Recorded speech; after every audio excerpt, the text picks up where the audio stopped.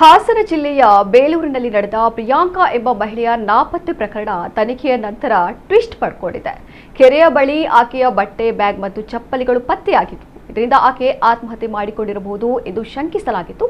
ಅಗ್ನಿಶಾಮಕ ದಳ ಮತ್ತು ಮುಳುಗು ತಜ್ಞರು ಕೆರೆಯಲ್ಲಿ ಹುಡುಕಾಟ ನಡೆಸಿದರೂ ಯಾವುದೇ ಸುಳಿವು ಸಿಕ್ಕಿರಲಿಲ್ಲ. ತದನಂತರ ಪೊಲೀಸರ ತನಿಖೆಯಿಂದ ಆಕೆ ತನ್ನ ಪ್ರಿಯಕರ ಡೇವಿಡ್ ಎಪೋನ ಮನೆಯಲ್ಲಿ ಸುರಕ್ಷಿತವಾಗಿರುವುದು ಪತ್ತೆಯಾಗಿದೆ.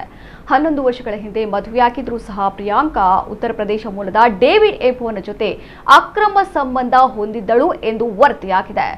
ಡೇವಿಡ್ ಸುಮಾರು 1 ವರ್ಷದಿಂದ ಬಾಡಿಗೆ ಮನೆಯಲ್ಲಿ ವಾಸವಿದ್ದ. ಮೊದಲು ಹೆಂಡತಿ ಎಂದು ಹೇಳಿ ಒಬ್ಬ ಮಹಿಳೆಯೊಂದಿಗೆ ಡೇವಿಡ್ ವಾಸವಿದ್ದ. ಆ ಮಹಿಳೆ 6-7 ತಿಂಗಳ ಹಿಂದೆ ಅಪ್ಪ ಅಮ್ಮನಿಗೆ ಹುಷಾರಿಲ್ಲವೆಂದು ಹೋದವಳು ನಂತರ ಮರಳಿ ಬಂದಿರಲಿಲ್ಲ.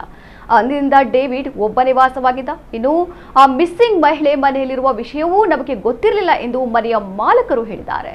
ನೇರವಾಗಿ ಕುಣಿಗಲ್ಗೆ ಬಂದ ಪೊಲೀಸರು ಪ್ರಿಯಾಂಕಾ ಮತ್ತು ಡೇವಿಡ್ ಇಬ್ಬರನ್ನೂ ಬಂಧಿಸಿದ್ದಾರೆ.